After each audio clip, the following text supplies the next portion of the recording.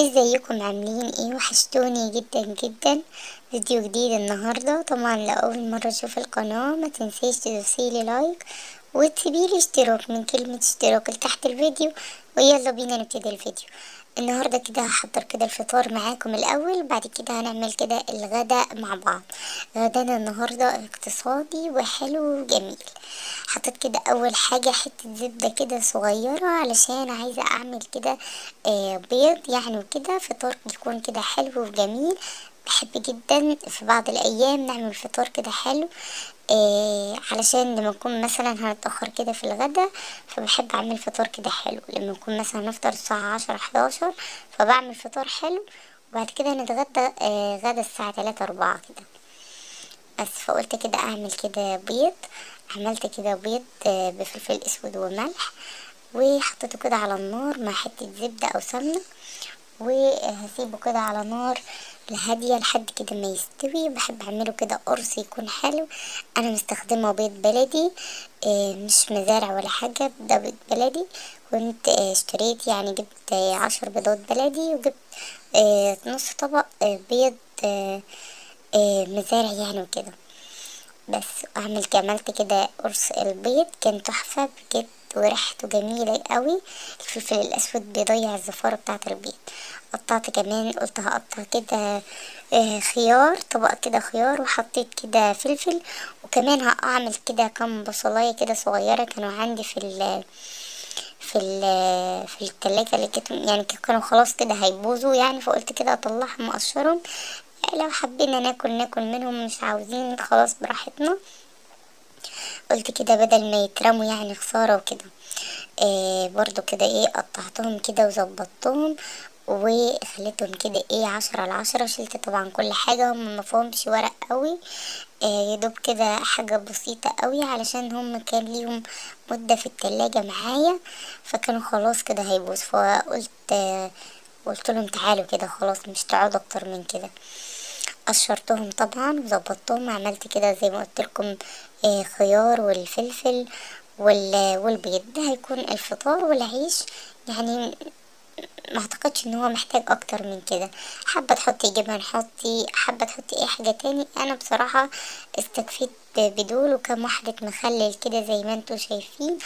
عملتهم كلهم كده في طبق واحد، علشان يعني حتى ما افورش في الاطباق وكده يعني. هم يدوب دول طبق البيض والخضار اللي انتوا شايفينه ده. بعد كده دخلت على الغسالة، قلت اشغل كده الغسالة بتاعتي. كان معايا حبة غسيل، فقلت كده لما اقوم اغسلهم كده واتنشط معاكم. وقلت بالمرة اشارك معاكم كده اللقطة دي. بحب جدا استخدم كلوريال في الهدوم، وبستخدم اوكسي عادي في الغسالة. وبحب كده احط الاريال والاوكسي، والف الغسالة الاول لحد ما تعمل كده ريم كده، والمسحوق اللي انا حطيته يختلط كله ببعضه. بعد كده بنزل بالهدوم. غير كده ما بحبش يعني، لازم كده اعمل الحركة دي الاول. بحس ان الهدوم كلها بتاخد من الاريال والاوكسي واللي انا حطيته وكل حاجة. لكن لما تحطي الهدوم في المية الاول، تحطي عليهم الاريال، بحسها ما بتنضفش قوي. بعد كده خلصت كده، سبت يعني الغسالة شغالة كده، ودخلت كده على المطبخ. قلت احضر كده الاكل او الغدا بتاعنا. النهاردة هنعمل كده غدا وعشاء بالمرة من نفس الصنف. هنتغدى ونتعشى اكلة احنا بنحبها وبنموت فيها جدا، ومفيش حد بيختلف عليها بجد. الكشري المصري الاصيل تحفة بجد، مفيش حد بيختلف عليه، وكلنا طبعا بنموت فيه. حطيت كده شوية زيت. النهاردة انا هعمله بطريقة عادية جدا ومش مكلفة، يعني بصوا، لميت كل حاجة معايا في التلاجة من رز ومكرونة وشعرية وكده، وقلت لهم تعالوا كده النهاردة اعمل بيكم دلوقتي. انا هنزل بعد كده في الزيت بتاعي. هنزل بأول حاجة وهي الشعرية. بس هنزل كده بالشعرية بتاعتي، وابتدي كده احمرها لحد ما تتحمر معايا كويس قوي.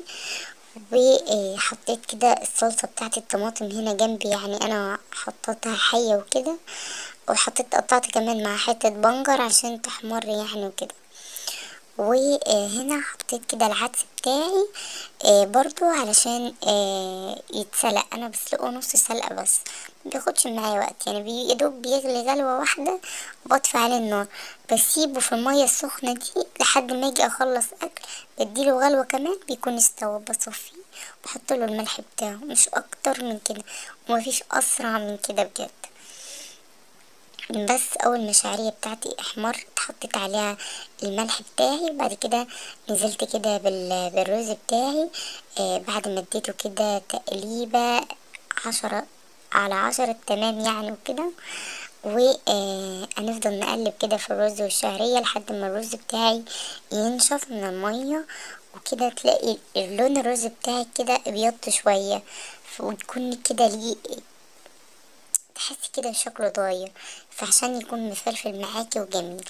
وهنحط كده المية بتاعتنا، وهضيف له كده مكعب مرقة، واظبط كده الملح بتاعه، وهضيف بعد كده المية بتاعته. كل ده وانا مشغلة كذا حاجة على البوتاجاز، يعني هشيل اول ما يغلي معايا رز، هشيل الحلة دي ارجعها ورا، وهستخدم العين اللي من قدام عشان عالية وكده، فبتنجزني يعني بتخليني انجز وكده. علشان نخلص كده كله مع بعض، عشان الكشري حلاوته ان هو بيتاكل سخن، لو ما اتاكلش سخن ما بيكونش حلو، لازم كده يتاكل كده نازل كده من على النار على طول. هنا كنت بوريكم ازاي نجرب كده الرز ونشوفه مستوي ازاي. تحط كده معيار كده المية، تظبطيه بالمعلقة، يبقى كده تمام. اغطيه وهسيبه لحد ما يغلي. بعد كده زي ما قلت لكم هشيله على العين اللي من ورا، علشان يعني هحتاج العين اللي من قدام دي اعمل عليها باقي الاكل بتاعي. وهنا نقلت لكم كمان الكاميرا وقربت لكم من ورا ان انا حطيت الرز هنا من ورا، وده العدس بتاعي كل ده، والصلصه بتاعتي عايشه حياتها كده على النار، لان انا غسلت الطماطم هي وحيه وحطيتها كده على النار، قسمتها بالنص اول ما استوت بالسكينه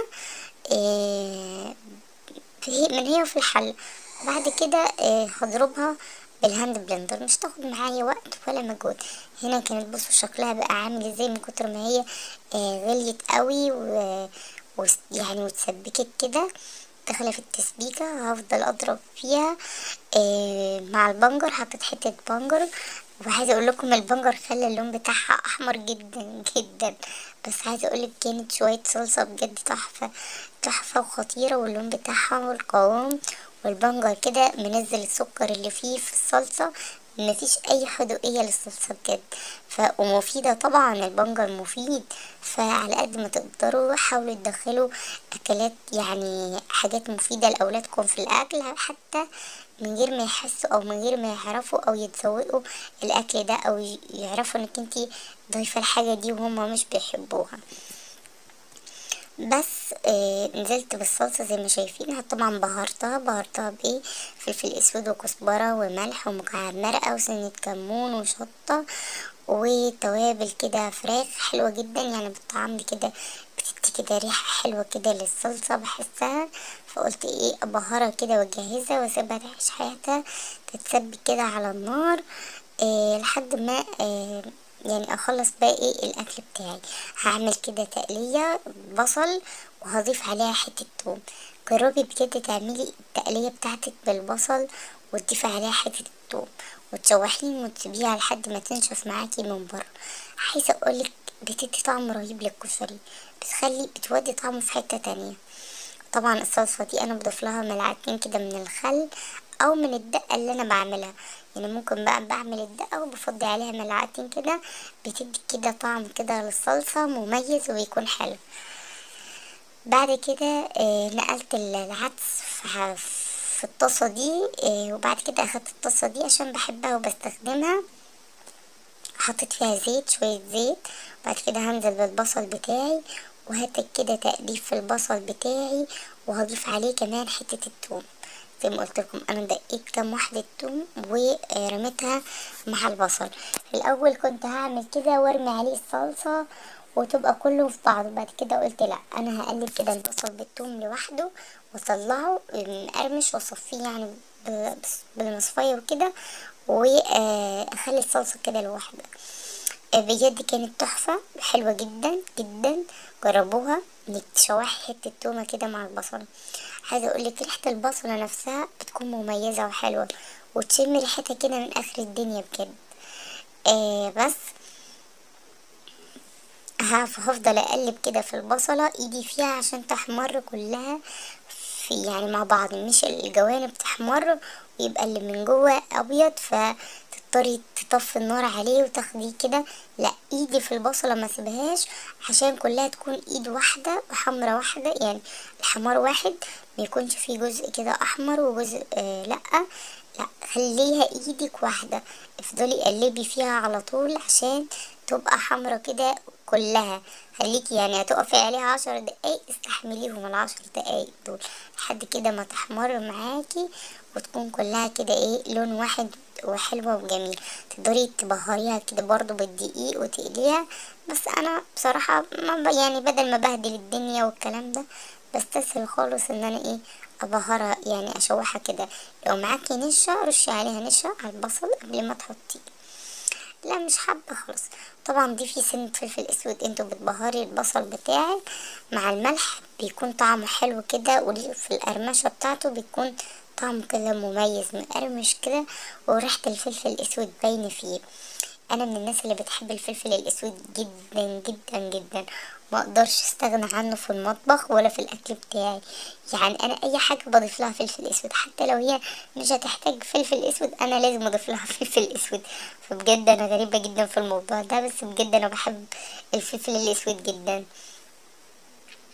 بس بعد كده برضو بحب كده على وش الكشري كده، احب كده برش ان انا ارش كده شوية كزبرة كده على الوش. بحسها بتطعم الكشري معايا طبعا، بتديله طعم. وعايزه اقول لكم التركية دي اتعلمتها من ماما. بس بجد بتفرق جدا جدا في الكشري. جربي انك ترمي كده شوية كزبرة كده على وش طبق الكشري. بجد بتغير طعمه وبتخلي طعمه بجد تحفة. هنا بعد كده كنت خلاص كده بفنش الاكل. الصلصة استوت، والرز استوى، والعدس استوى، والبصل اتعمل، والدقة كمان كنت عملتها، والكزبرة كده قطعتها. فاخر حاجة بعملها هي المكرونة. ليه بعملها اخر حاجة؟ عشان تكون سخنة معايا، لانها الحاجة الوحيدة اللي مش هتقدري تسخنيها يعني وكده. فبعملها ازاي؟ بعملها اخر حاجة معايا، بتكون هي المكرونة. هسلقها بعد كده اوريكم شكل الاكل بعد ما غرفته. هنا عملت كده الاطباق بتاعتنا 3 اطباق، و حطيت كده العدس، وحطيت صلصة وكزبرة ودقة عشان اللي حابب يزود يزود. وبس، وده كان الفيديو بتاع النهاردة. يا رب يعجبكم. اشوفكم في